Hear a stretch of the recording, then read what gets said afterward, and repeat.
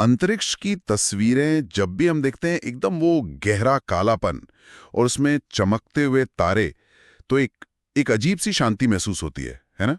बिल्कुल। लगता है सब कुछ कितना स्थिर और शांत है। लेकिन ये शांति एक बहुत बड़ा धोखा है। बिल्कुल। ये उस समंदर की तरह है जो ऊपर से तो एकदम शांत दिखता है, लेकिन जिसकी गहराइयों में भयानक तूफान और अनजान जीव छिपे होते हैं। एकदम सही कहा। और आज हमारे पास जो सामग्री है वो इसी धोखे से पर्दा उठाती है। ज्ञान की दुनिया चैनल के एक वीडियो से हमने कुछ बहुत ही चौंकाने वाली जानकारी निकाली है। आज हम अंतरिक्ष के उन 5 सबसे बड़े खतरों की परतें उधेड़ेंगे। वो सच जो ये साबित करते हैं कि वहां एक छोटी सी गलती का मतलब सिर्फ नाकामी नहीं बल्कि एक भयानक मौत है। तो चलिए शुरू करते हैं। और इन खतरों को समझना इसलिए भी जरूरी है ताकि हम ये जान सकें कि एक अंतरिक्ष यात्री होना सिर्फ एक नौकरी नहीं, बल्कि इंसान की हिम्मत और क्या कहते हैं विज्ञान की जीत की एक मिसाल है। हर पल मौत के साए में जीना कैसा होता है, शायद आज हमें इसका थोड़ा अंदाजा हो जाएगा। तो सबसे पहले उस चीज से शुरू करते हैं जिसके बिना हम धरती पर 1 मिनट भी नहीं रह सकते, लेकिन जिसके बारे में हम कभी सोचते भी नहीं। हवा। हम सब जानते हैं कि अंतरिक्ष में हवा नहीं है, वो एक वैक्यूम है। लेकिन ज्ञान की दुनिया का वीडियो एक ऐसे असर के बारे में बताता है जिसके बारे में ज्यादातर लोग नहीं जानते हैं। ये सिर्फ सांस रुकने से कहीं ज्यादा भयानक है। हाँ, फिल्मों में अक्सर दिखाते हैं कि स्पेस में बिना सूट के जाने पर इंसान या तो जम जाता है या फट जाता है। ये थोड़ा नाटकीय है। असलियत उससे भी ज्यादा अजीब है। सबसे पहला और इमीडिएट खतरा तो सांस न ले पाना ही है। कुछ ही सेकंड में आप बेहोश हो जाएंगे। लेकिन असली खेल तो दबाव का है। दबाव का मतलब हमारे शरीर के अंदर का प्रेशर और बाहर का 0 प्रेशर? बिल्कुल। धरती पर हमारे ऊपर हवा का लगभग 15 पाउंड प्रति स्क्वायर इंच का दबाव हर वक्त रहता है। हमारा शरीर अंदर से उतना ही दबाव बाहर की तरफ डालता है, इसलिए हमें कुछ महसूस नहीं होता। अब सोचिए, आप अचानक बाहरी दबाव को शून्य कर दें तो शरीर के अंदर का दबाव तो उतना ही रहेगा। वो शरीर को बाहर की तरफ धकेलेगा। हाँ। तो क्या शरीर गुब्बारे की तरह फूल जाएगा? कुछ हद तक हाँ। त्वचा काफी लचीली होती है तो वो फटेगी नहीं, लेकिन जो सबसे अजीब और भयानक चीज होगी उसे विज्ञान की भाषा में इब्यूलिज्म कहते हैं। आपके शरीर के अंदर मौजूद तरल पदार्थ, आपका खून, आपकी आंखों की नमी, आपकी जीभ पर जो लार है, वो सब उबलने लगेंगे। एक मिनट उबलने लगेंगे बिना गर्म हुए? ये कैसे हो सकता है? यही तो विज्ञान का कमाल है। किसी भी तरल का जो उबलने का तापमान होता है ना, वो उसके ऊपर पड़ने वाले दबाव पर निर्भर करता है। दबाव जितना कम होगा, उबलने का तापमान भी उतना ही कम होता जाएगा। अच्छा। तो अंतरिक्ष के वैक्यूम में दबाव इतना कम हो जाता है कि आपके शरीर के 37 डिग्री के तापमान पर ही आपका खून उबलने लगेगा। ये गर्मी से उबलना नहीं है, ये दबाव की कमी से उबलना है। ये सुनने में इतना डरावना है। इसका मतलब वो स्पेस सूट सिर्फ एक ऑक्सीजन का सिलेंडर नहीं है, वो तो एक छोटा पहनने लायक अंतरिक्ष यान है जो हमारे लिए धरती का पूरा माहौल बनाकर रखता है। एकदम सही। वो दबाव बनाए रखता है, ऑक्सीजन देता है और एक और बड़े खतरे से बचाता है जिसकी जड़ भी वही है, वायुमंडल का ना होना। और आप तापमान की बात कर रही हैं। मुझे याद है वीडियो में जो आंकड़े दिए गए थे वो तो दिमाग चकरा देने वाले थे। हाँ, क्योंकि वायुमंडल के बिना कोई संतुलन है ही नहीं। धरती पर हमारा वायुमंडल एक कंबल की तरह काम करता है। दिन में वो सूरज की सारी गर्मी को सीधे जमीन तक नहीं आने देता और रात में वो दिन की गर्मी को पूरी तरह से अंतरिक्ष में जाने से रोकता है। एक तरह का नेचुरल थर्मोस्टैट। बिल्कुल। अब अंतरिक्ष में ये कंबल है ही नहीं, तो जिस हिस्से पर सूरज की रोशनी सीधे पड़ रही है वहां तापमान उबलते हुए पानी से भी ज्यादा, मतलब लगभग 120 डिग्री सेल्सियस तक पहुंच जाता है। 120 डिग्री। और जिस हिस्से पर छाया है, मान लीजिए आप किसी सैटेलाइट की छाया में आ गए, तो वहां तापमान अंटार्कटिका से भी कहीं ज्यादा ठंडा, यानी -150 डिग्री सेल्सियस तक गिर जाता है। यानी आप एक ही वक्त में एक तरफ से जल रहे होंगे और दूसरी तरफ से जम रहे होंगे। इंसान का शरीर तो सेकंड भर भी ये बर्दाश्त नहीं कर सकता। तो स्पेस सूट इससे कैसे बचाता है? वो एक ही समय में हीटर और एयर कंडीशनर दोनों कैसे हो सकता है? ये इंजीनियरिंग का एक चमत्कार है सच में। स्पेस सूट में कई परतें होती हैं। सबसे अंदर की परत में पतली पतली ट्यूब्स का एक जाल होता है जिसमें पानी बहता रहता है। ये पानी अंतरिक्ष यात्री के शरीर की गर्मी को सोखकर उसे ठंडा रखता है। और जो बाहरी परतें हैं वो सूरज की रेडिएशन को रिफ्लेक्ट कर देती हैं ताकि वो अंदर ना आ सके। ये एक बहुत ही जटिल सिस्टम है। कमाल है। तो हमने देखा कि खाली जगह कितनी जानलेवा हो सकती है, लेकिन अब उस चीज पर आते हैं जो उस खाली जगह में घूम रही है। यहां पर ज्ञान की दुनिया वाले सोर्स ने एक बहुत ही दिलचस्प बात बताई। धरती पर अगर धूल का एक कण हमारी आंख में चला जाए तो थोड़ी जलन होती है, लेकिन अंतरिक्ष में पेंट का एक छोटा सा टुकड़ा भी एक गोली से ज्यादा तबाही मचा सकता है। हाँ, और इसकी वजह है रफ्तार। इसे समझने के लिए हमें गतिज ऊर्जा यानी काइनेटिक एनर्जी के फॉर्मूले को देखना होगा, जो है ½ mv², आधा गुणा द्रव्यमान गुणा वेग का वर्ग। इस फॉर्मूले में सबसे जरूरी चीज है v², यानी वेग का वर्ग। अच्छा, इसका मतलब है कि अगर आप किसी चीज का वजन दुगना करते हैं तो उसकी ताकत दुगनी होती है, लेकिन अगर आप उसकी रफ्तार दुगनी करते हैं तो उसकी ताकत 4 गुना बढ़ जाती है। बिल्कुल सही पकड़ा। रफ्तार का असर वजन से कहीं ज्यादा होता है।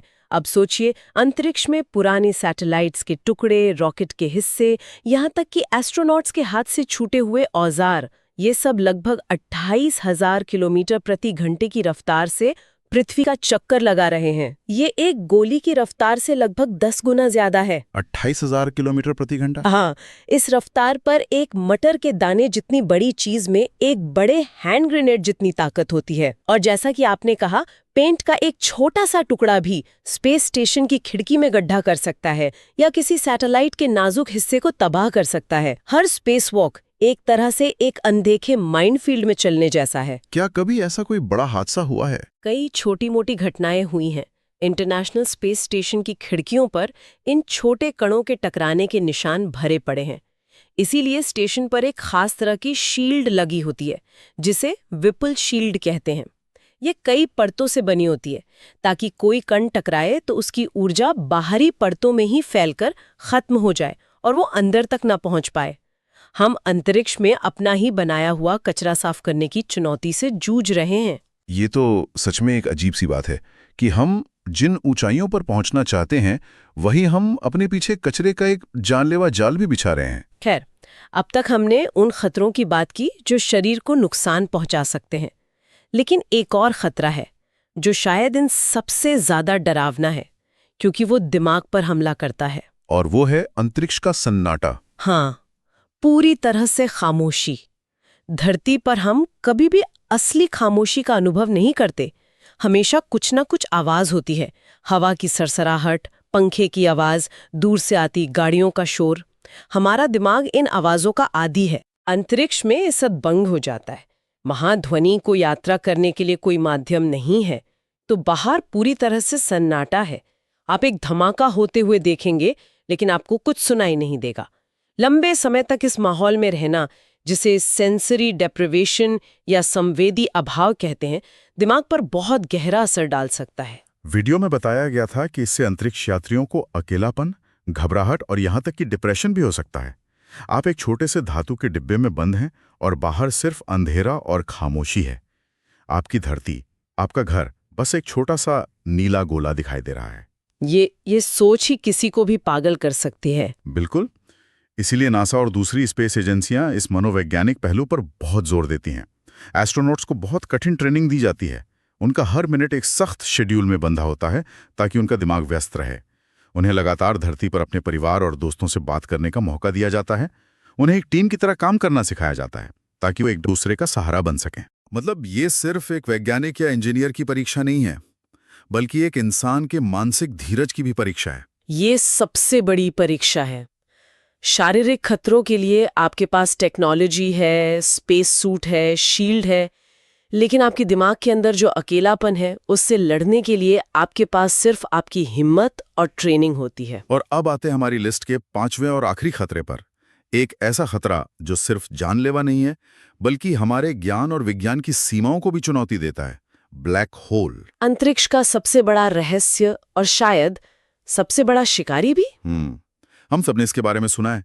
एक ऐसी चीज जिसका गुरुत्वाकर्षण इतना ज्यादा है कि रोशनी भी उससे बचकर नहीं निकल सकती। वीडियो में इसे एक ब्रह्मांडीय वैक्यूम क्लीनर कहा गया, जो अपने रास्ते में आने वाली हर चीज को निगल जाता है। लेकिन जो चीज मुझे सबसे ज्यादा डरावनी लगी वो था स्पेगेटिफिकेशन का कॉन्सेप्ट। हाँ, ये शब्द सुनने में थोड़ा मजेदार लगता है, लेकिन इसका मतलब बहुत भयानक है। इसे समझने के लिए गुरुत्वाकर्षण के एक बुनियादी नियम को समझना होगा। आप किसी चीज के जितने करीब होते हैं, उसका खिंचाव उतना ही ज्यादा होता है। ठीक है। जैसे चांद का खिंचाव समुद्र के उस हिस्से पे ज्यादा होता है जो उसके ठीक नीचे है, इसीलिए ज्वार भाटा आता है। बिल्कुल वही सिद्धांत। अब कल्पना कीजिए कि एक अंतरिक्ष यात्री पैरों के बल एक ब्लैक होल की तरफ गिर रहा है। उसके पैरों पर लगने वाला गुरुत्वाकर्षण का खिंचाव उसके सिर पर लगने वाले खिंचाव से कहीं कहीं ज्यादा होगा। नतीजा ये होगा कि ब्लैक होल उसके शरीर को खींचना शुरू कर देगा। उसे तब तक खींचता रहेगा जब तक वो स्पेगेटी या नूडल्स की तरह लंबा, परमाणुओं की एक धारा न बन जाए। यानी आपका शरीर एक ही झटके में नहीं बल्कि धीरे धीरे खिंच खिंच कर खत्म होगा। ये तो किसी हॉरर फिल्म जैसा है। और ये सिर्फ एक खतरा नहीं है, ये हमें भौतिकी के नियमों की सीमा भी दिखाता है। ब्लैक होल के केंद्र में, जिसे सिंगुलैरिटी कहते हैं, वहां हमारे समझे हुए सारे नियम, आइंस्टीन की रिलेटिविटी, क्वांटम मैकेनिक्स, सब फेल हो जाते हैं। हमें पता ही नहीं कि वहां क्या होता है। ये ब्रह्मांड का वो इलाका है जहां लिखा है, यहां से आगे आपका ज्ञान समाप्त होता है। तो ये थे अंतरिक्ष के 5 सबसे बड़े सच। एक ऐसा वैक्यूम जो आपके खून को उबाल दे, ऐसा तापमान जो आपको एक ही साथ जला और जमा दे, धूल के कण जो कोली की तरह बरसें, एक ऐसा सन्नाटा जो आपको पागल कर दे, और अंत में ब्लैक होल जो आपको खींचकर नूडल्स बना दे। इन सब को एक साथ रखकर देखें तो एक सवाल मन में उठता है, हम ये सब जानते हुए भी वहां क्यों जाना चाहते हैं? इतना जोखिम क्यों उठा रहे हैं? शायद इसलिए क्योंकि इंसान की फितरत ही यही है, चुनौतियों से लड़ना, सीमाओं को पार करना। शायद इन खतरों पर विजय पाना ही हमें इंसान बनाता है। हर एक सफल मिशन इस बात का सबूत है कि हमारी जिज्ञासा हमारे डर से कहीं ज्यादा बड़ी है। और ये हमें एक बहुत ही गहरे सवाल पर लाके छोड़ देता है। इन खतरों को जानने के बाद ये सोचना लाजमी है कि क्या इंसान का भविष्य वाकई इन सितारों के बीच है जहां हर कदम पर मौत का साया है, या फिर ये खतरे हमें एक चेतावनी दे रहे हैं, एक सबक सिखा रहे हैं कि हमारे पास जो ये एक नीले रंग का ग्रह है, ये धरती, यही हमारा सबसे अनमोल और सबसे सुरक्षित घर है और हमें इसकी रक्षा करनी चाहिए। इसका जवाब शायद हमें आने वाली पीढ़ियों में खोजना होगा।